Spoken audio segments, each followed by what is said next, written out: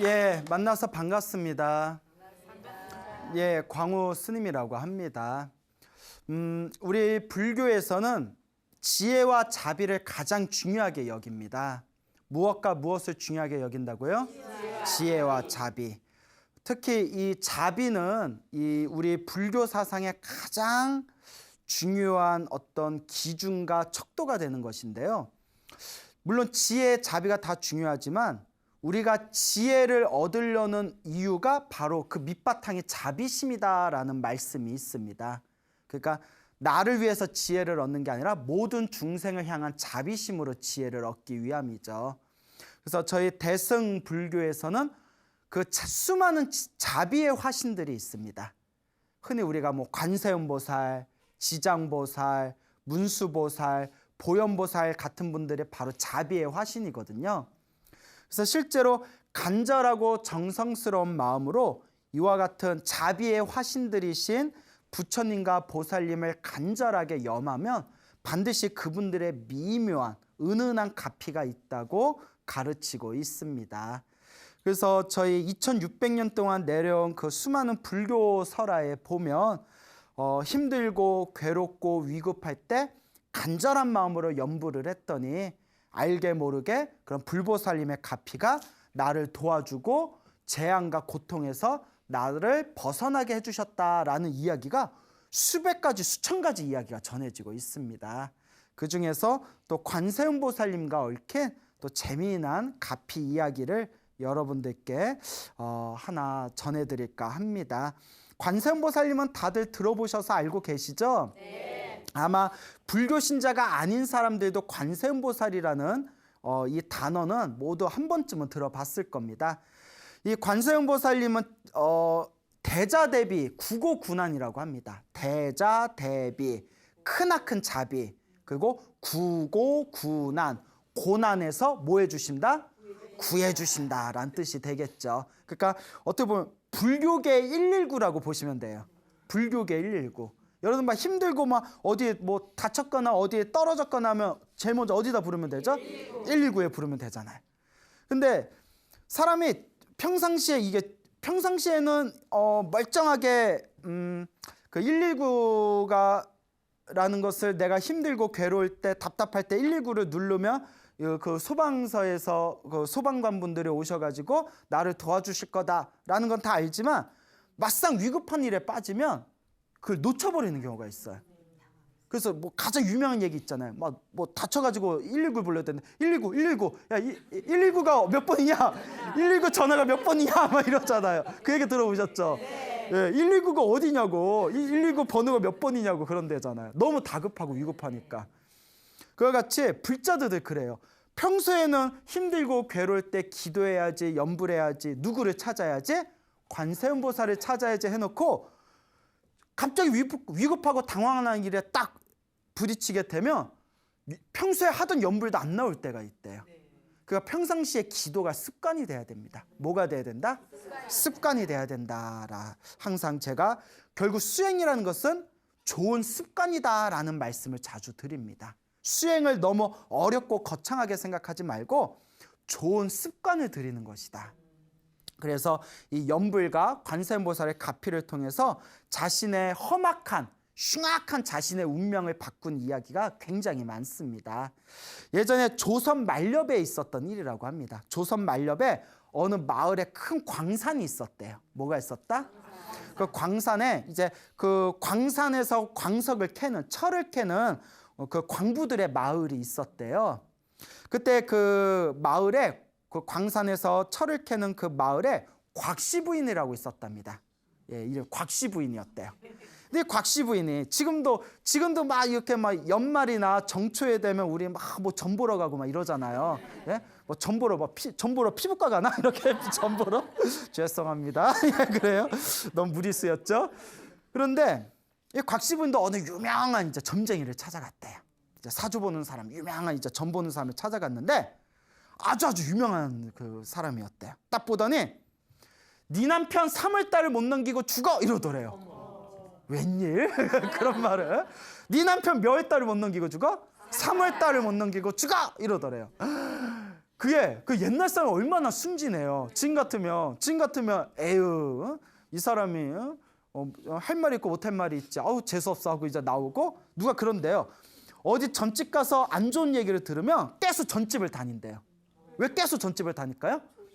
좋은 점이 나올 때까지 계속 전집 다닌다는 분도 있고, 어떤 분은 야, 네 남편 3월달을 못 넘겨 하면 그러면 어떻게, 어차피 갈 남편 이거 생명보험이라도 들어놔야 되나?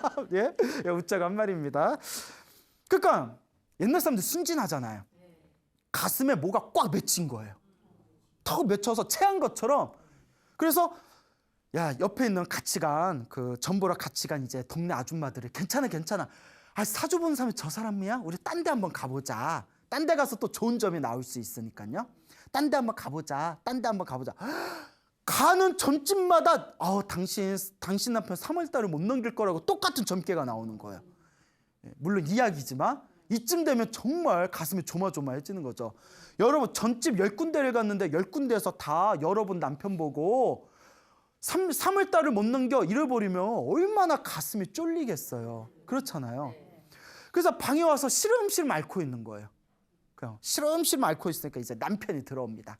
남편이 들어오더니, 아니 이 옆에 내가 남편이 밖에서 힘들게 일하고 왔는데 밥도 안 줘놓고 뭐 하는 거냐고. 부인 속은 모르고. 그 부인이, 곽씨 부인이, 여보 미안하오, 내가 몸이 좀 안 좋아서 그랬어, 좀 기다려보시오, 내가 밥 해주겠어. 그리고 시름시름 몇 날 며칠을 앉는 거예요. 남편이 세상을 떠난다니까. 3월달을 못 넘긴다니까. 금슬이 좋았나 봐요. 금슬이 좋았나 봐요. 그러니까 시름시름 알고 있는데 밖에서 이렇게 은은한 목탁 소리가 들리더래. 집 밖에서 은은한 목탁 소리가 들리니까 아이고 누가 오셨나 하고 가봤더니 웬 노스님이, 허연 수염의 노스님이 이렇게 탁발을 나오신 거예요. 그러니까 옛날 사람들 뭔가 스님 보면 그렇잖아요.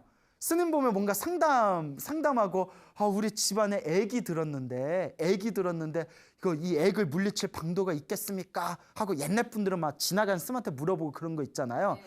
요새는 안 그러는데, 제가 이제 출가한 지 20년이 넘어갔는데 요새는 택시 타면 그런 일 없는데, 저 처음에 20년 전에 택시 탈 때만 하더라도 꼭 택시기사 몇 분들이 스님 제 관상이 어떻습니까? 라든가 스님 제가 집안일이 안 풀리는데 이거 어떻게 하면 좋겠습니까? 하고 저한테 물어보신 분들이 계셨어요.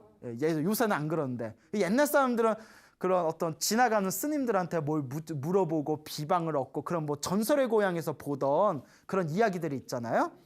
그러니까 탁발 나오신 스님을 방 안으로 모셔서 공양 올린다고 그러니까 상 하나 잘 차려드리고, 스님 맛있게 자세요. 이게 스님이 이렇게 다 드시고 나니까, 스님 그 공양 맛있게 드셨으니까 내가 걱정 고민이 있다고 하면서 남편 이야기를 하는 거예요. 남편이, 내가 다니는 점집마다 남편이 3월달을 못 넘긴다는데 이거 어떻게 하면 좋겠냐고. 정말 우리 남편이 3월달을 못 넘기냐고 했더니 스님이 다 보더니, 아이고 남편이 3월달을 못 넘기겠어 이러더래요. 스님까지. 와, 스님까지 이거 사기치나 봐. 이거. 그러면서 부인이 그러니까 나자빠지는 거예요. 스님까지 그러시면 어떡하냐고. 그러니까 스님이 방법이 있습니다. 지금 3월달이, 남편이 약속된 3월달이 지나가려면 100일 정도가 남았잖냐. 100일 동안 오로지 관세음보살만 불러라. 오직 아침에 눈 뜨면 저녁에 잠들 때까지 쉬지 말고 오직 관세음보살만 불러라. 오직 관세음보살 부르면 남편이 살아난다 죽는다? 살아난다 하더래요. 스님 진짜입니까? 됩니다. 대신 간절하게, 정성스럽게, 간절하게 해야 됩니다. 이러는 거예요. 스님 정말 관세음보살만 하면 됩니까? 된다니까. 또 옛날 사람들 순진하잖아요. 그래서 스님 하겠습니다. 제가 스님 찾아뵙고 싶으면 어떻게 해야 됩니까? 저 뒷산 너머 병풍바위라고 있습니다. 예, 스님 병풍바위 압니다. 병풍바위 뒤에 가면 제가 살고 있는 곳이 있습니다. 언제 그쪽으로 오시지요. 하지만 100일 기도가 끝날 때까지는 찾아오지 말고 간절하게 100일 동안 관세음보살 불러서 남편이 살아나면 그때 한번 찾아오십시오. 지금부터 오로지 어디 나가지도 말고 뭐만 하십시오? 관세음보살만 하십시오. 그래서 이제 노스님이 이제 떠나신 거예요. 보살님이 그날 몇 날 며칠 동안 밥도 안 먹고 시름시름 앓다가 그날 밥을 잘 지어서 꾸역꾸역 먹습니다. 왜? 100일 동안 이제 염불해야 되니까 체력이 있어야 될 거 아니야. 꾸역꾸역 먹은 뒤에 그 다음 날부터 관세음보살 부르는 거예요. 아침에 눈 뜨자마자 그냥 아침에 일어나자마자 관세음보살, 우물에 물 들어가면서도 관세음보살, 밥 지우면서도 관세음. 어째 이렇게 잘 알아? 네? 잘 알아? 그러니까 뭐 옆에 있는 박씨 부인, 김씨 부인, 이씨 부인이 놀러 가자 하더라도 관세음보살.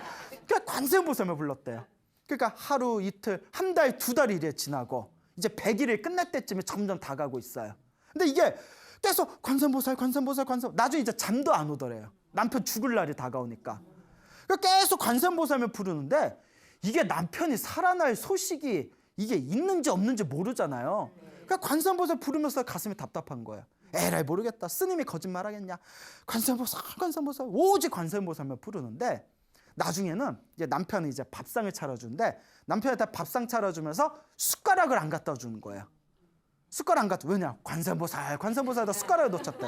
그 남편보다 아 여보 숟가락을 갖다 줘야 밥을 먹을 거 아니야. 그러니까 아이고 관세음보살, 관세음보살 숟가락을 갖다 줬대요. 그 남편이 이제 먹을 반찬 먹으려 했더니 뭐가 없어요. 젓가락이 없어. 아니 이 사람아 젓가락을 갖다 줘야 아이고 관세음보살 하고 또 젓가락을 갖다 줬대요.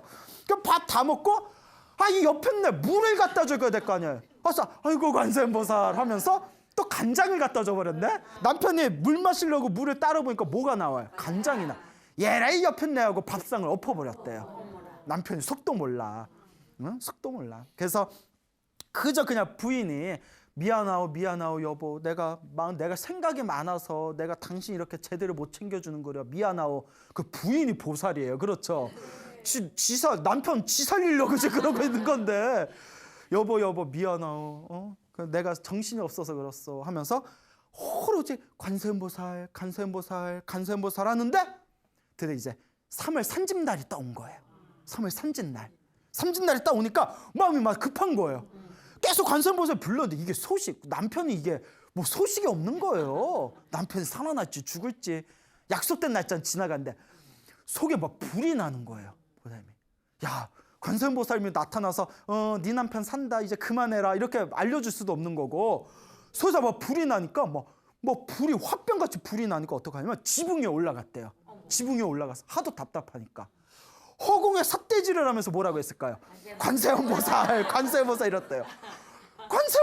관세음보살 지붕에서 삿대질해서 관세음보살을 외웠는데 관세음보살 막 몸에서 막 열이 나니까 막 옷을 벗었대. 막 옷을 벗으면서 삿대질하면서 관세음보살니까 멀리서 보니까 보세요. 허공에 삿대질하면서 관세음보살 하니까 마치 뭐 하는 것처럼 보여요. 춤추는 것처럼 보여요. 그래서 나온 게 고고춤이에요. 고고춤. 몰랐죠? 예.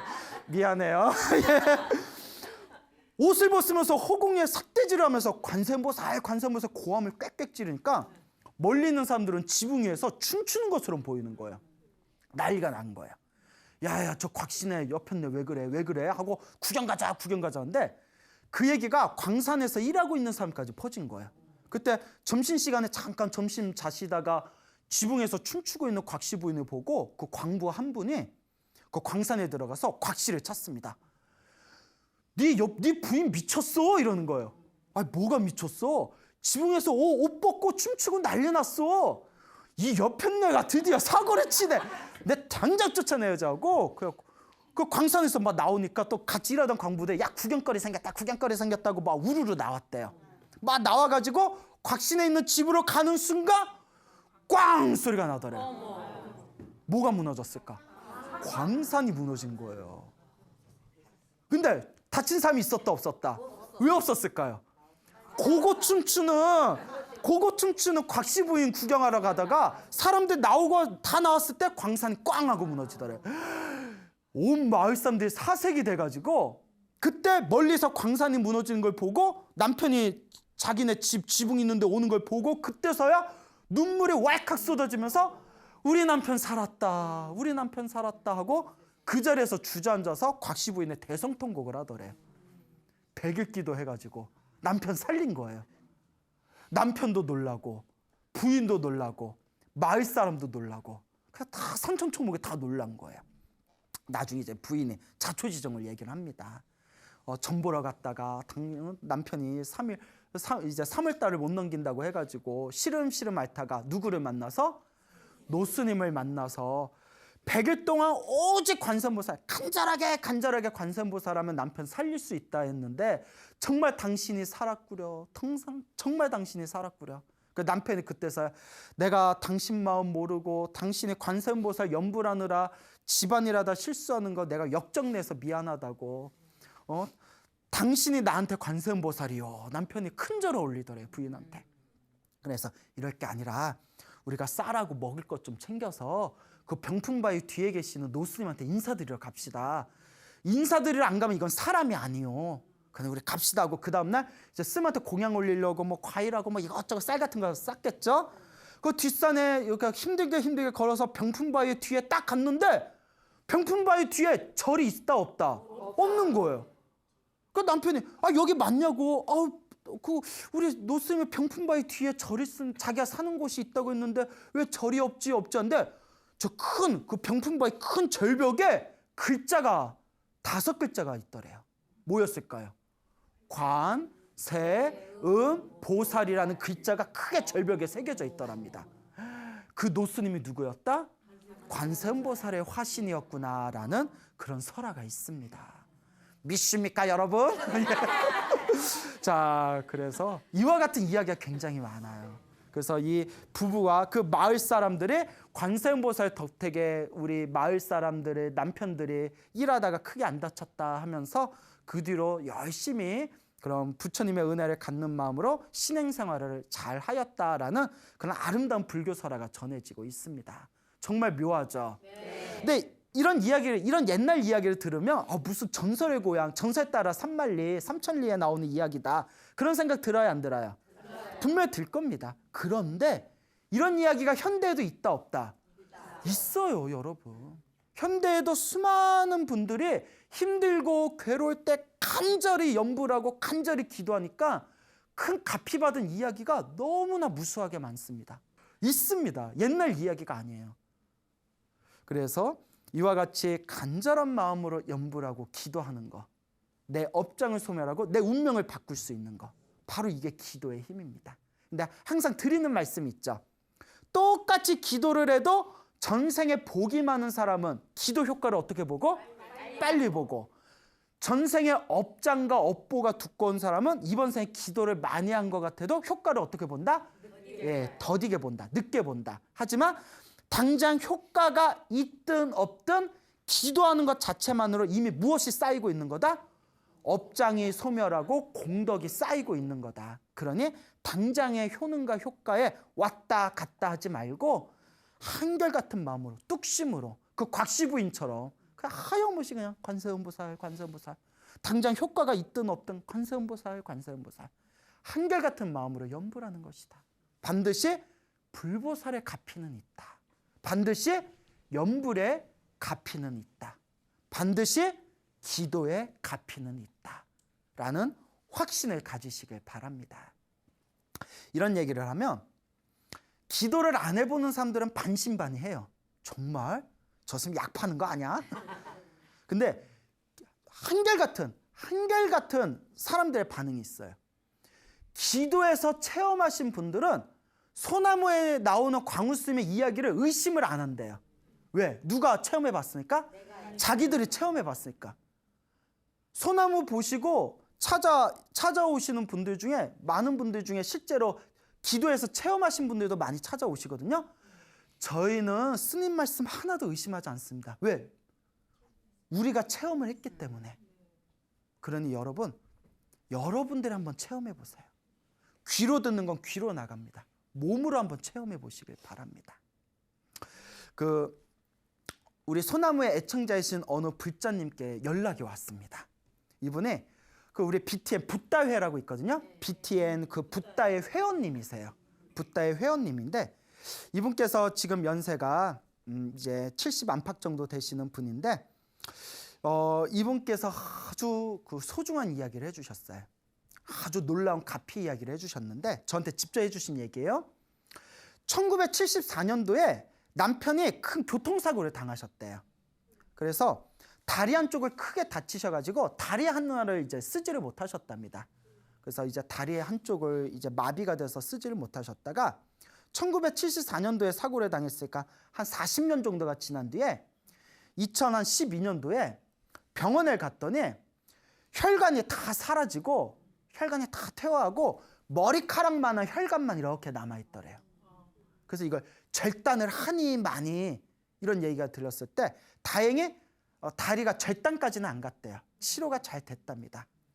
그러다가 이제 2013년도가 되었을 때 보살님께서 내가 이제 기도 열심히 해야 되겠다. 기도를 열심히 해야 되겠다 해가지고 집안에다 이렇게 불단을 차려놓고 불상을 모시고 남편하고 열심히 기도를 했답니다. 절에서 기도하듯이 새벽마다 4시에 일어나가지고 막 2-3시간씩 지장기도랑 관세음보살 기도를 열심히 하셨대요.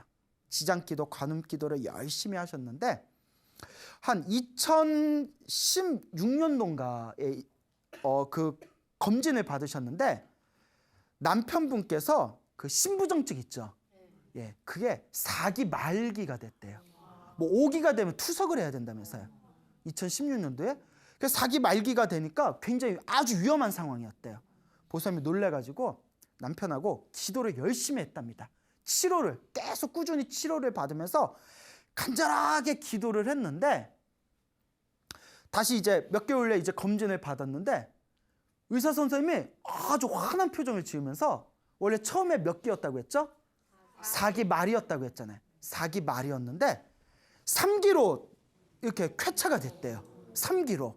그 의사 선생님이 아주 이게 기뻐하시면서 아유 지금 상태가 많이 좋아졌다고. 4기 말기였는데 3기 된 거면 엄청 좋잖아요. 예, 계속 이렇게 계속 치료받자고. 그리고 뭐 2개월에 한 번씩 이렇게 검진을 받았나 봐요. 2개월에 한 번씩. 그러다가 2018년도면 작년이죠, 불과 작년 초에 검사를 받았는데 의사 선생님이 심각하게 이제 그 보살님 보호자를 불러서 심각하게 얘기를 하시더래요. 입원할 필요도 없고 그냥 가족들하고 친구분들 그렇게 만나 뵙고 마음의 준비를 해라라고 얘기를 하더래요. 지금 이 상태로는 입원도 할 필요 없다. 그냥 주변 분들 만나고 뒷정리하시고 마음의 준비를 좀 하셔라. 이게 어떻게 보면 사형선고잖아요. 의사가 입원할 필요, 웬만하면 의사 선생님이 입원해서 최선을 다해봅시다 이럴 거 아니에요. 근데 입원할 필요도 없다. 그냥 빨리 가족들하고 주변 분들, 친지분들 얼굴 보고 마음 준비해라. 보살님의 가슴이 무너진 느낌이 들더래요. 그래서 남편한테 딱 가서 남편한테 여보, 우리가 믿을 건 이제 뭐밖에 없어? 뭐밖에 없어? 기도밖에 없어. 우리가 이제 믿을 건 기도밖에 없어. 이제 우리 기도 정말 간절하게 기도합시다. 이제 의사도 포기해버리니까 이제 믿을 게 없는 거예요. 오로지. 그리고 엄청나게 기도를 했대요. 매일매일 간절하게 남편하고 단둘이서 정말 정성스럽게 매일매일 이제 기도를 했는데 그렇게 이제 약 1-2달이 지났을 때 이렇게 자기 이제 집에 불단을 모셔놓고 집에서 기도를 하다가 깜빡 이렇게 비몽사몽 잠이 들었답니다. 자, 소나무 이야기 패턴상 이제 뭐가 나와야 되죠? 꿈을 꿔야죠. 예, 꿈었으면 어째? 꿈을 꿨는데 생생한 꿈을 꿨답니다. 자기가 어디 이렇게 산에 있는 사찰에서 이렇게 앉아서 이렇게 기도를 하고 있는데 호랑이가 나타났대요. 큰 대형 호랑이가 큰 호랑이가 딱 나타나더니 자기를 으르렁거리고 쳐다보는데 자기 등 뒤에 타라는 이렇게 신호를 주더래요. 그래서 꿈이니까 실제로는 타요, 못 타요? 못 타죠. 꿈이니까 큰 호랑이 뒤에 이렇게 타고 호랑이의 등줄기를 붙들고 호랑이가 산을 날듯이 막 뛰어가더래요. 산을 막 이렇게 뛰어가는데 여러분 호랑이 타봤어요? 못 타봤구나. 예, 그래요. 나 고양이는 타봤어 이렇게. 자, 근데 호랑이가 막 산을 날듯이 가더니 어디 깊은 산 중에 동굴 속으로 들어가더래요. 그 동굴을 앞에서 내려서 동굴 안에 딱 들어갔더니 그 동굴 안에 또 엄청나게 큰 호랑이가 있더래요. 큰 호랑이가 누워서 끙끙 앓고 있더랍니다. 호랑이가. 그러니까 딱 보니까 호랑이가 끙끙 앓고 있는데 이렇게 입을 벌리고 있더래요. 보니까 입 안에 큰 가시가 걸려 있더래요. 그때 보살님이 요 호랑이가 자기 동굴 안에 있는 이 호랑이 가시 빼달라고 날 불렀구나. 그래서 이렇게 보고 호랑이 입속에다가 팔을 쑥 집어넣었대요. 쑥 끙끙 앓고 있는 호랑이 입속에다 손을 푹 집어넣었는데 딱 손에 가시가 잡히더랍니다. 그걸 이렇게 쑥 빼줬대요. 호랑이 입에 걸린 가시 빼준 적 있어요? 없구나. 예, 그래. 예. 가시를 쑥 빼니까 그때서 호랑이가 편안해 보이더래요. 아주 호랑이 끙끙 앓던 호랑이가 아주 편안해 보이더랍니다. 가시를 싹 빼줘서. 그래서 자기를 데려온 호랑이한테 자, 네 부탁대로 요 호랑이 입안에 가시를 뽑아줬으니 나 원래 자리로 원래 장소로 나 보내다오, 나 좀 태워다오 했더니 호랑이가 또 등 뒤에 타라고 신호를 주더래요. 그 등 뒤에 타고 호랑이가 또 산을 날면서 막 뛰어가서 자기 원래 있던 장소에 딱 내려줬답니다. 그래서 호랑이 등에서 딱 내려서 이렇게 쳐다보는 순간 산에 해가 뜨더래요. 해가 싹 뜨면서 온 산을 환하게 비추더래요. 와, 너무나 생생하죠? 이야기 너무나 생생하잖아. 이거 만들려고 해도 못 만들어. 호랑이를 다 내려가지고 다 보는 순간 해가 싹 뜨면서 온 산을 환하게 비춰주면서 잠에서 딱 깼답니다. 그리고 그 꿈을 꾸고 나서 자, 이제 또 이야기의 흐름상 누구를 만났을까요? 의사를 만났겠죠. 예? 의사를 만나서 검진을 받았는데 의사가 깜짝 놀라면서 몸이 너무 좋아졌다고. 그 꿈 꾸고 나서.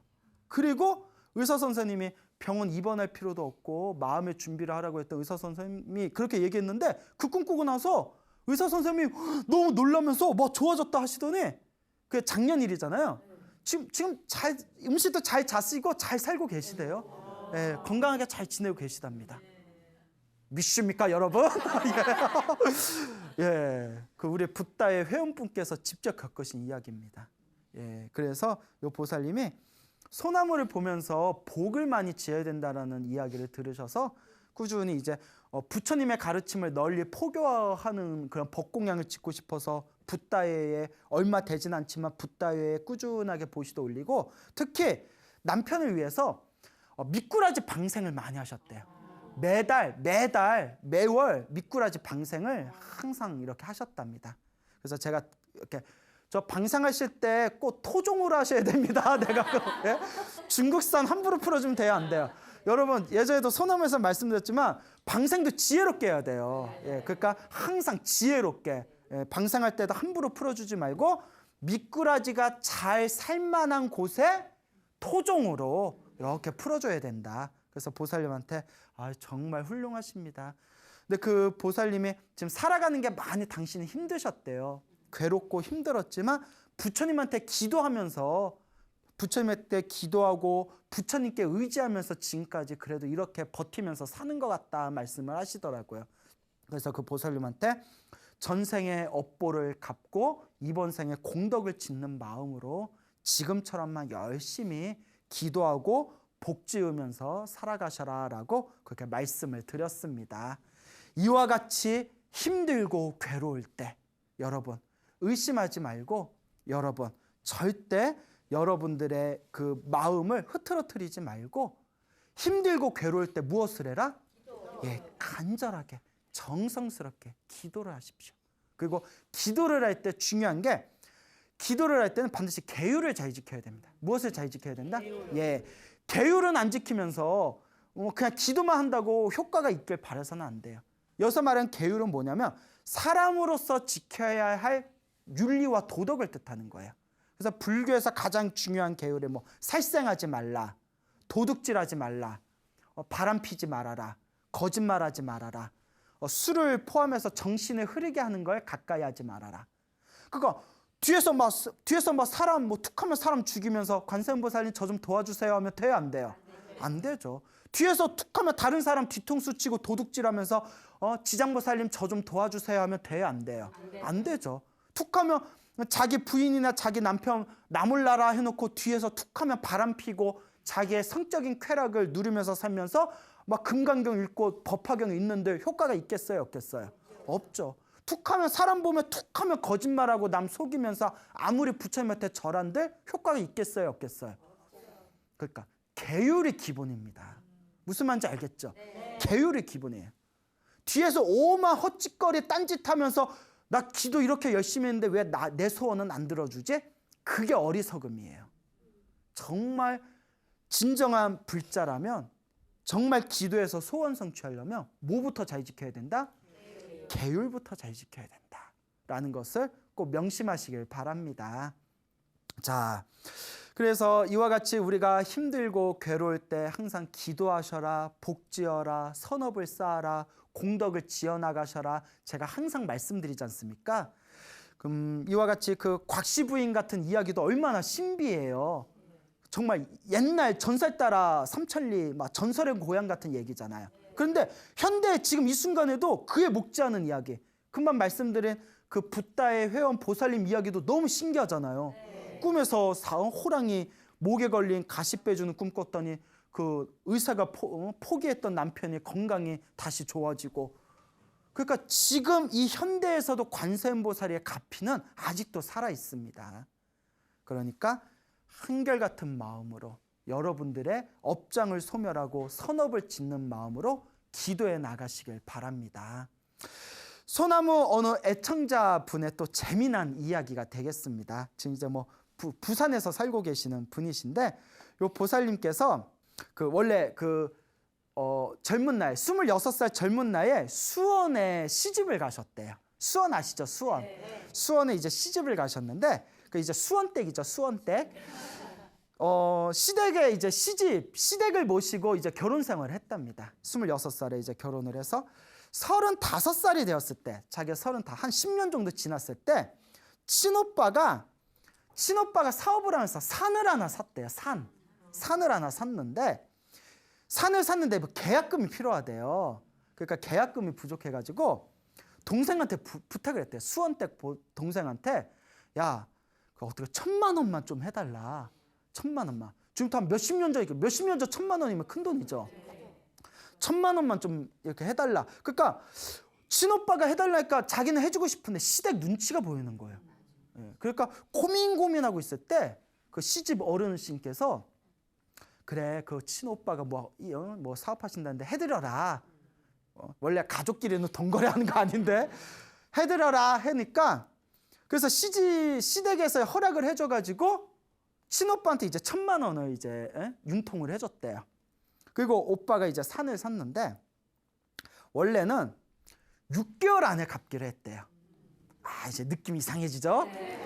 6개월 안에 갚기로 했는데 차일피일 미뤄지더니 2년이 지났대요. 2년이 지났는데 오빠도 빨리 돈을 주고 싶어 하는데 일이 잘못돼 버린 거예요. 그 오빠도 줄 돈이 없는 거예요.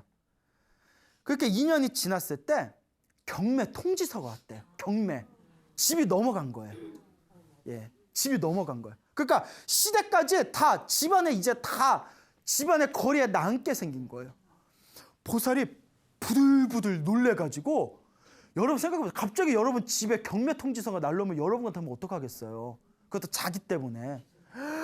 기절해요. 예, 너무 놀래서 그때 자기가 다니던 절에 모시던 주지스님이 상담을 했더니, 주지스님이 다 듣더니, 보살님 이건 뭐밖에 이건 방법이 없다? 기도밖에 없다. 보살님 기도 한번 해봐라. 그 불교는 백중기도라고 있어요. 백중기도 아시죠? 네. 1년에 한번 백중기도. 그래서 백중기도가 그때 한 일주일 정도 남았대요. 보통 우리가 백중기도할 때, 백중은 우리와 인연 있는 영가들을 천도하는 기간이잖아요. 그래서 천도하고 관련된 게 지장보살님이잖아요. 그래서 백중기도 한 일주일 정도 남았을까? 일주일 동안 지장기도를 열심히 해라. 분명 소원 성취된다. 간절하게 해야 된다. 정말 목숨 걸고 간절하게 해야 된다. 밥도 먹지 말아라 이랬대요. 오로지 기도만 해라. 그러니까 그 보살님이 하신 말씀에 밥도 안 먹었대요. 거의 안 먹었대요. 아마 먹히지도 않았을 거예요. 7일 동안 밥도 안 먹고 잠도 안 잤대요. 잠도 안 왔을 거예요. 얼마나 다급했겠어요. 7일 동안 지장기도를 했대요. 밥도 안 먹고 잠도 안 자고 그냥 오로지 제발 좀 저 좀 살려주세요. 간절하게 7일 기도를 했는데, 그렇다고 지금 이 얘기 듣고 어머 나도 급한 일인데 밥도 안 먹고 기도해야 되겠다 또 이러시면 안 돼요. 또 잘못하면 쓰러지면 안 돼요. 밥은 제때 챙겨 드세요. 밥심으로 기도하는데 7일 동안 밥도 안 먹고 잠도 안 자고 7일 동안 딱 기도를 하고 백중 기도 회양이 끝났답니다. 그리고 자 이야기의 패턴상 이제 뭘 했을까요? 꿈을 꿨겠죠. 예? 꿈을 꿨대요. 꿈을 꿨는데 7일 기도 밥도 안 먹고 잠도 안 자고 다 백중 회양 지장 기도를 하고 꿈을 꿨는데 꿈에 자기 집 마루에 상자 큰 상자 3개가 있더래요. 큰 상자 3개가 있는데 몇 개? 3개. 뭔가 하고 열어봤더니 포도 아주 알이 알찬 아주 탐스러운 포도가 꽉 차 있더래요. 포도알이 얼마나 탐스러운지 포도알 하나가 자두만 하더래요. 자두알만 하더래요. 그냥 탐스러운 그냥 포도가 상자에 꽉 차가지고 3개가 있더래요. 깜짝 놀랐는데 자 중요한 거 머리를 깎은 분 1분이랑 머리를 기른 분 2분 해서 3분이 이렇게 나타나시더래요. 자 중요한 거요. 우리 수많은 보살님들 중에서 불교의 수많은 관세음보살, 문수보살, 보현보살 수많은 보살님들 중에서 머리가 빡빡인 보살님이 1분 계세요. 그분이 누굴까요? 그렇죠. 지장보살님이에요. 꿈에 머리 빡빡 깎은 분 1분이랑 머리가 기른 분 2분이 나타나셔서 그러니까 모두 몇 분? 3분이 나타나셔서 이렇게 웃으시면서 이거 다 네 거야 이러시더래요. 이거 다 네 거다. 그리고 잠에서 딱 깼답니다. 왠지 좋은 꿈 같죠? 이거 다 네 거다. 몇 상자? 3상자. 그리고 또 한 일주일 정도가 지난 뒤에 또 꿈을 꿨대요. 이번 꿈은 오빠가 샀다는 산 있잖아요. 오빠가 샀다는 산에 이렇게 올라갔대요. 그래서 산 정상에 갔더니 오빠가 있는데 오빠 그 산에 큰 항아리가 5개가 묻혀 있더래요. 몇 개가? 5개가. 5개 큰 항아리가 산에 묻혀 있는데 그걸 보고 오빠한테 오빠 이렇게 재산이 많은데 난 왜 안 줘? 이랬대요. 그 오빠가 딱 보면서 이거 다 네 거야 이러더래요. 이거 다 네 거야 하면서 잠에서 딱 깼대요. 자 이제 중요한 겁니다. 그 꿈을 꾸고 나서 딱 3일이 지난 뒤에 그렇게 안 팔리던 산이 한 방에 싹 팔렸대요. 얼마에 팔렸냐? 그 산에 항아리가 몇 개 묻혀 있었다? 5천만 원에 팔렸대요. 5천만 원에 팔렸잖아요. 오빠가 이제 오빠도 다급하니까 이제 동생 이제 집 찾아줘야 될 거 아니에요. 빌린 건 얼마 빌렸죠? 1,000만 원 빌렸는데 이제 집 찾아줘야 되니까 집 찾는데 3천만 원이 들었대요. 3천만 원. 뭐 그동안 빚진 거 그런 거겠죠? 3천만 원을 이제 하여튼 윤통을 해서 집도 찾아주고 빚도 다 갚았대요. 얼마를 줘서? 3천만. 자, 포도 상자가 몇 개라고 했죠? 3상자. 묘하죠? 오빠 산에 묻힌 항아리 몇 개? 얼마에 팔렸다? 5천만 원. 그리고 그 집에 나온 경매 찾아주는데 얼마? 3천만 원. 그때 꿈에서 포도 상자가 몇 개? 3개.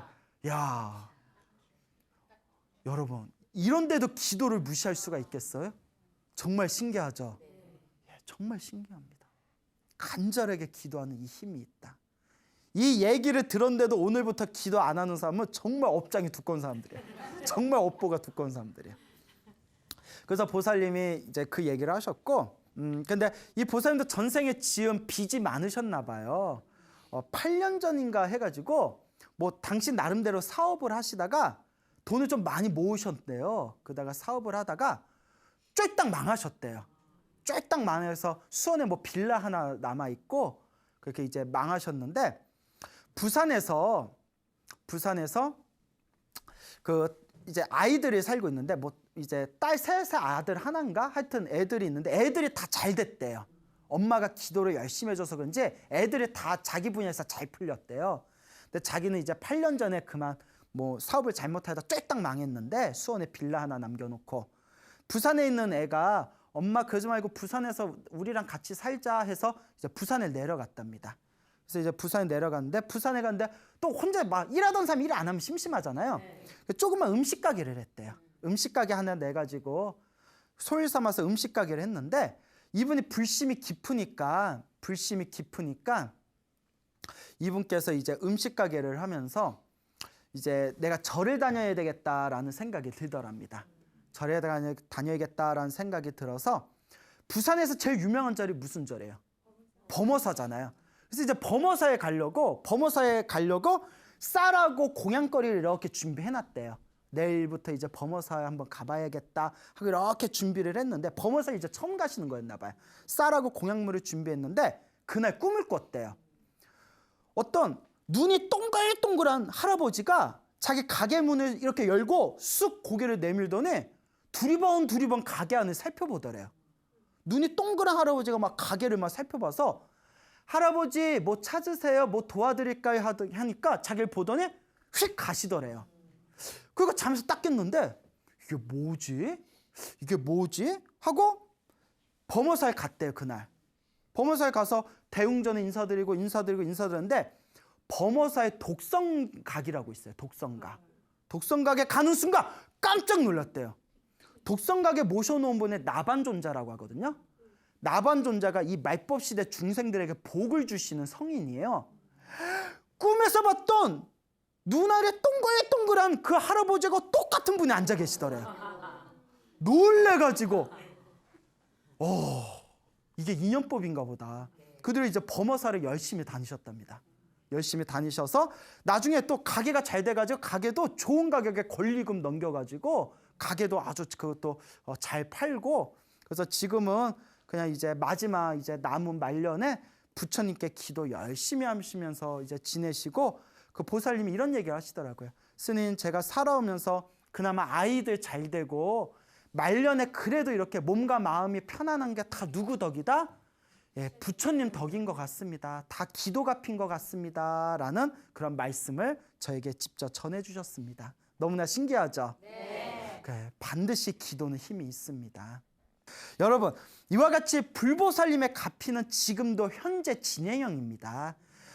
이 소나무를 보고 계시는 우리 수많은 불자 여러분들 힘들고 괴롭고 답답한 일이 있다면 그것도 다 내가 지은 업보입니다.